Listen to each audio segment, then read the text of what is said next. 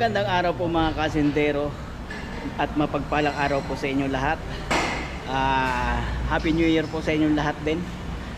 Araw ngayon ng Lunes, Pitsa 1 ng Enero. At may isi-share na naman ako sa inyo mga kasindero. Ito ay maikling vlog lang, maikling video lang. Ito ay Hyundai Tucson 2011. At magpapalit tayo ng alternator. I-share ko lang sa inyo. Ito ay ito ay aking procedure lang.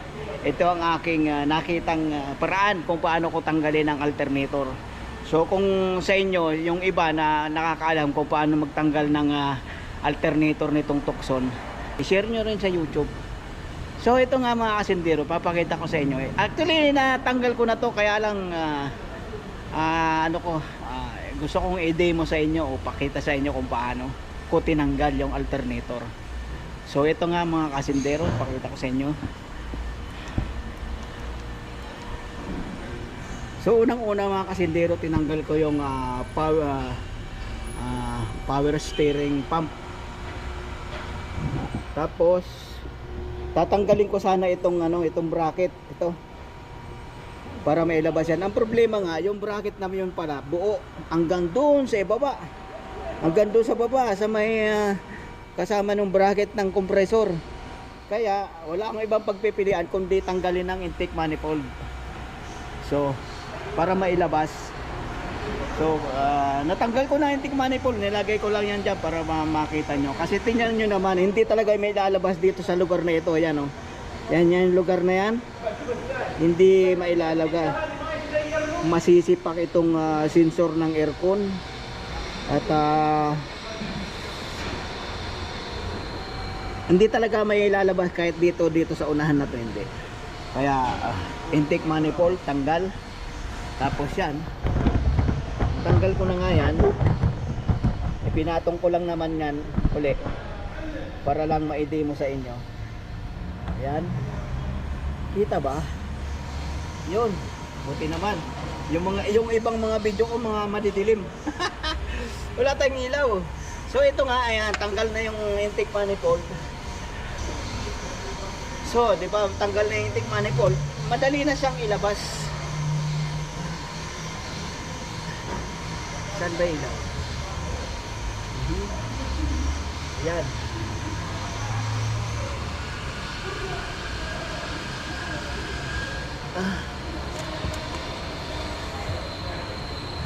Yan. Kita ba? Ayun, dito lang idadaan tong mga asindero.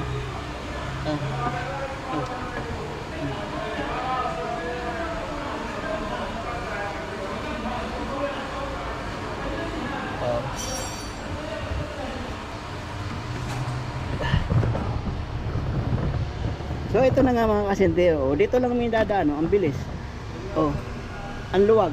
Pag tinanggal yung intake manifold. Ay, naku, ayan Ayan maluwag na maluwag, may dadaan yung alternator doon sa pagitan na yun Yan. Dito may dadaan.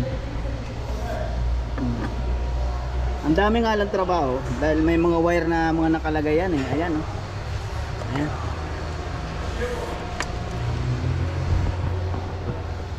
Tapos mamaya bibidyohan ko na lang pagka naikabit na para mas makita ninyo yung sikip at anong lugar ng alternator. At ito, bago natin ikabit, kailangan linisin maigi yan. Ayan. Kasi pag hindi nalinis maigi yan, magkakaroon ng singaw yung hangin. Magmi-misfire. So maya na nga lang mga asendero at uorderan yung alternator. Mamaya ako ng hapon ito matatapos.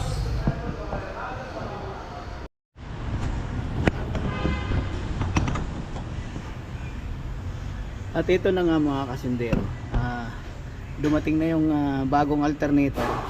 Nakabit ko na. At nakabit ko na rin tong power steering pump. Tapos yung belt nakabit na rin natin. Ayan. Mahirap ikabit yung belt Ang daming pulley tapos nasa sulok yung tensioner. Pambihira. At nalinisan ko na rin yung surface ng ano. At pinalitan ko na rin ng ano. Nagpalit na rin tayo ng itong rubber ng intake manifold. Ayan, bago na yan. Kasi yung luma, flat na yan dyan eh. Kaya makikita nyo kanina yung ano, yung puro langis yung banda rito. Yung dito malangis. Kasi na yung nag-aano na yung moist. So ikakabit ko na lang yung ano, kakabit ko na lang yung intake manifold. Tapos itong mga wire. Try nating mag-video. Try natin mag-video.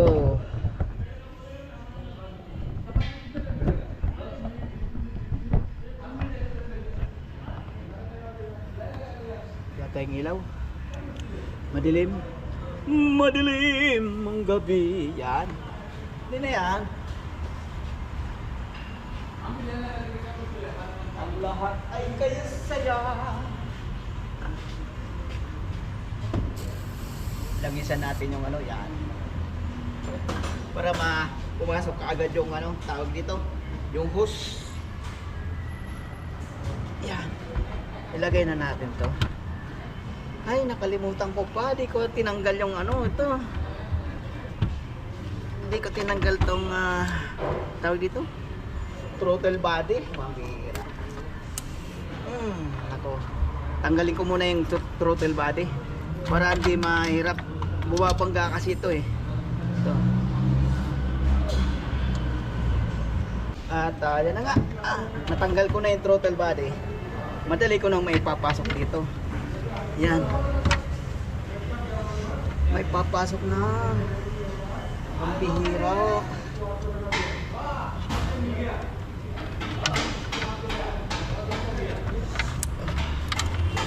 Oh, bumabangga pa yung ano. Yung sa langis. Stick gauge.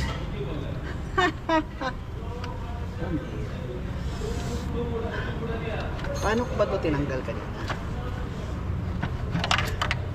Ayun. Ayun. Ayun na mga kasindero. Ay, kakabit na natin.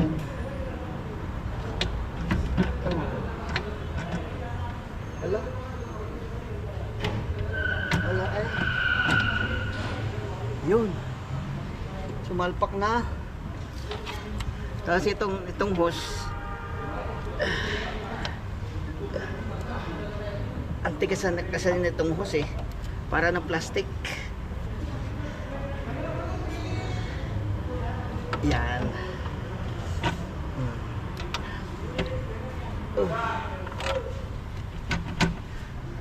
Dapat ba? Parang ayaw lumapat. Kasi nga tumutulak yung ano. Yung hose.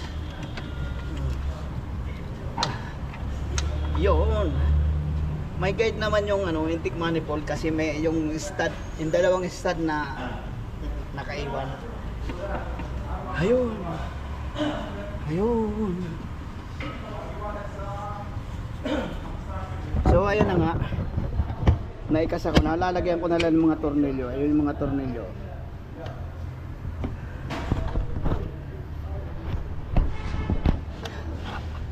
Ayun yung mga tornilyohan. Ayun. Tapos dyan sa butas na yan. Ayan. Kakasa ko muna ito mga kasindero. At so ayan na nga po. Nakabit ko na yung lahat. Nakumpleto ko na. Umaandar na. Wala nang ingay. Maingay nga pala yung alternator nito. Sira yung bearing sa unahan. Sa harap. Sa malapit sa pulley. Kaya pinalitan. Ayan, okay na. Oh. Tagal ko natapos ah. May bracket nga pala yung mga kasindero dito sa ilalim. Itong ano, intake manifold. Kaya kailangan mong tanggalin pa rin yun, no?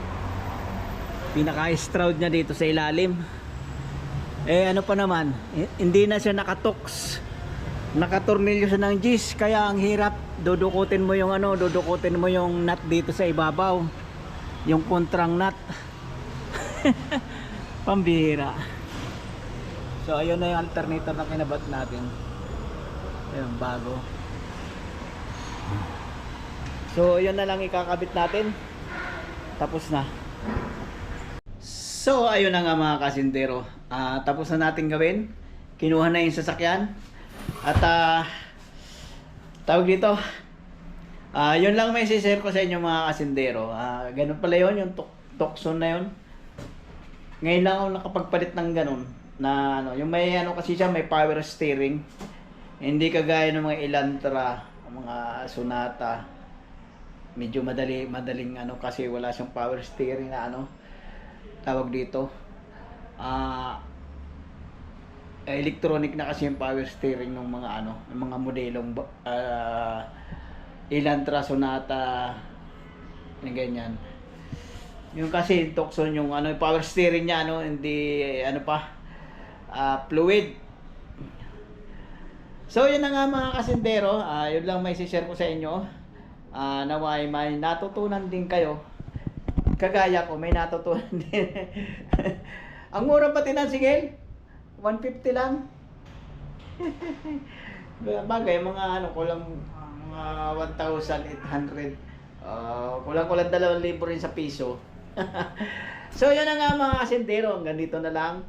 At yun na nga, maraming salamat sa inyong panonood. Happy New Year po uli sa inyong lahat. At God bless po sa inyong lahat. Bye bye po, shout out sa inyong lahat. Bye bye.